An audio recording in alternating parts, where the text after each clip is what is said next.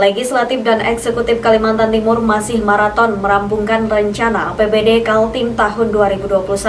Masuknya sejumlah proyek multi-years kontrak atau MYC secara dadakan dari Pemprov mengejutkan anggota DPRD karena di luar dari komitmen awal pemerintahan Gubernur Isra Nur dan Hadi Mulyadi. Berikut informasinya. Tarik-menarik anggaran masih terjadi dalam penyusunan rencana APBD murni Kalimantan Timur tahun 2021. Masing-masing banggar, Badan Anggaran Eksekutif dan Legislatif belum sampai pada titik temu, terutama masuknya usulan proyek menggunakan anggaran tahun jamak atau MYC. Rencana APBD Kaltim masih mengalami naik turun menyangkut berapa estimasi untuk tahun 2021. Semula sekitar 9,2 triliun, kemudian berubah menjadi 8,7 triliun. Namun kini kabar terbaru yang diterima DPRD Kaltim dari eksekutif ada penambahan 2 triliun yang berasal dari Silpa. Sisa lebih perhitungan anggaran APBD tahun 2020. Rapat banggar itu kemarin informasi dari pemerintah di angka 11. Oh 11? Ya. Bertambah lagi Bang ya? Bertambah lagi. Ya. Nah itu juga ya. Alasannya Bang? Yang membuat kita ya kan, yang membuat DPR ini bertanya-tanya lagi gitu loh. Ini kan sudah kita bahas di awal 9 triliun. Iya. Kemudian ada pengurangan DBH kita jadi di angka 8. Di angka 8. Kita utak-atik di angka segitu, kemudian tiba-tiba muncul 11 itu kan. Saya bilang waduh, nggak bisa juga ini belum perlu penjelasan mendalam lagi terkait itu kan. Penambahannya dari mana belum tahu juga Bang sumbernya. Sumbernya dari Silpa, 2 triliun. Oh, Silpa 2 triliun. Jadi angkanya yang terakhir tuh sekitar 11 triliun Bang.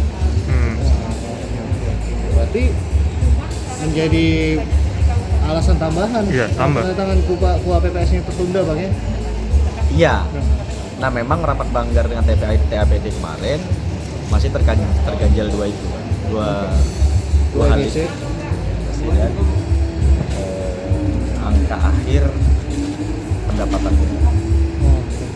Meski ada penambahan dari Silpa, tetapi Pemprov memasukkan usulan belanja baru, yakni proyek multi-years atau tahun jamak, untuk 2 proyek besar, yakni pembangunan flyover di Rapak Balikpapan, serta proyek baru Rumah Sakit Abdul Wahab Syarani. Kedua usulan proyek ini yang kemudian membuat jajaran legislatif kalang kabut, dan sebagian telah menolaknya. Alasan para legislator, proyek itu diusulkan Pemprov secara mendadak, ditambah lagi tidak disertai oleh mekanisme usulan yang diatur dalam tata cara penganggaran yang berlaku dalam pemerintahan. Kalangan DPRD juga beralasan proyek MYC pernah menjadi kesepakatan tidak dilakukan dalam pemerintahan Isra Nur Hadi Mulyadi, sehingga tidak dimasukkan dalam RPJMD atau Rencana Pembangunan Jangka Menengah Daerah Kaltim. Satu syaratnya itu adalah DED, Design Engineering Detailnya, udah ada apa belum?